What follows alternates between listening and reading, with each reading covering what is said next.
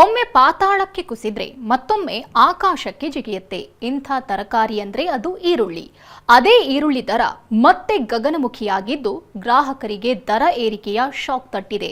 ಇದರ ನಡುವೆ ಬೆಲೆ ನಿಯಂತ್ರಣಕ್ಕೆ ಕೇಂದ್ರ ಸರ್ಕಾರ ಮುಂದಾಗಿದೆ.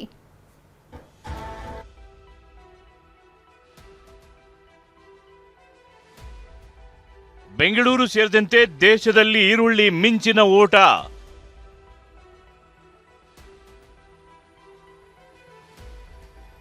ವಾರದ ಹಿಂದೆ 40 ರೂಪಾಯಿ ದರ, ಇಂದು 70 ರೂಪಾಯಿಗೆ ಜಿಗಿತ.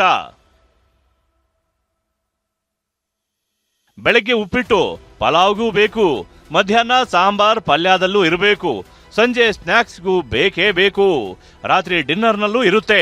ಹೀಗೆ ಪ್ರತಿ ಊಟದಲ್ಲೂ ಬೇಕಿರುವ ತರಕಾರಿ ಅಂದ್ರೆ ಅದು ಈರುಳ್ಳಿ. ಕಳೆದ ವರ್ಷ 3ಕ್ಕೆ ಇಳಿದಿದ್ದ ಈರುಳ್ಳಿ ಈಗ 6ಕ್ಕೆ ಏರಿದ್ದು ಗ್ರಾಹಕರು ಶಾಕ್ ಆಗುವಂತಾಗಿದೆ. ಮಧ್ಯಮ ಗಾತ್ರದ ಈರುಳ್ಳಿ ವಾರದ ಹಿಂದೆ 25ರಿಂದ 30 ರೂಪಾಯಿ ಇತ್ತು. ಆದ್ರೀಗ 1 ಕೆಜಿಗೆ 45ರಿಂದ 50 ರೂಪಾಯಿ ಆಗಿದೆ. ಇನ್ನು ದೊಡ್ಡ ಗಾತ್ರದ ಈರುಳ್ಳಿ 35 ರೂಪಾಯಿಯಿಂದ 40 ರೂಪಾಯಿ ಇತ್ತು. ಆದ್ರೀಗ ಅದು 60ರಿಂದ 75 ರೂಪಾಯಿ ಆಗಿದೆ.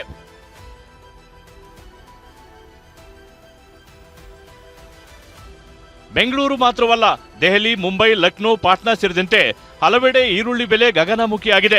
ಇಂದು ಬೆಂಗಳೂರಿನ ಯಶವಂತಪುರ ಎಪಿಎಂಸಿ ಮಾರುಕಟ್ಟೆಯಲ್ಲೇ ಹೋಲ್ಸೇಲ್ನಲ್ಲೇ ಈರುಳ್ಳಿ ಬೆಲೆ 38ರಿಂದ 40 ರೂಪಾಯಿ ಇತ್ತು. ಇನ್ನು ಕೆಆರ್ ಮಾರ್ಕೆಟ್ನಲ್ಲಿ 50 ರೂಪಾಯಿಯಿಂದ ಹಿಡಿದು 70 ರೂಪಾಯಿವರೆಗೂ ಮಾರಾಟ ಆಗಿದೆ. ಇವತ್ತಿನ ರೇಟ್ ಜಾಸ್ತಿ, 60 ರೂಪಾಯಿ ಇದೆ ಕೆಜಿ. 60, 70 ನಡೀತಾ ಇದೆ ಕೆಜಿ. ಅದೇ 5 ಕೆಜಿ 10 ಕೆಜಿ ತೊಗೊಳೋದು, 2 ಕೆಜಿ 3 ಕೆಜಿ ತೊಗೊಂಡೋಗ್ತಾವ್ರೆ. ಇದು ಒಂದು ವಾರ ಆಯಿತು, ಒಂದು ವಾರದಿಂದ ಹೇಳ್ತಾರೆ. ಬೆಲೆ ನಿಯಂತ್ರಣಕ್ಕೆ ಮುಂದಾದ ಕೇಂದ್ರ. ಕೆಜಿ ಈರುಳ್ಳಿ 30 ರೂಪಾಯಿಗೆ ಮಾರಾಟಕ್ಕೆ ಕ್ರಮ. ಬೆಲೆ ಏರುಗತಿಯಲ್ಲಿ ಸಾಗುತ್ತಿದ್ದಂತೆ ಈರುಳ್ಳಿ ಬೆಲೆ ನಿಯಂತ್ರಣಕ್ಕೆ ಕೇಂದ್ರ ಸರ್ಕಾರ ಮುಂದಾಗಿದೆ. ಚೆನ್ನೈ, ಮಧುರೈ, ದೆಹಲಿ, ಎರ್ನಾಕುಲಂ, ಗುವಾಹಟಿ ಸೇರಿದಂತೆ 5 ಪ್ರಮುಖ ನಗರಗಳಿಗೆ 800 ಮೆಟ್ರಿಕ್ ಟನ್ ಈರುಳ್ಳಿ ರವಾನೆ ಮಾಡಿದೆ.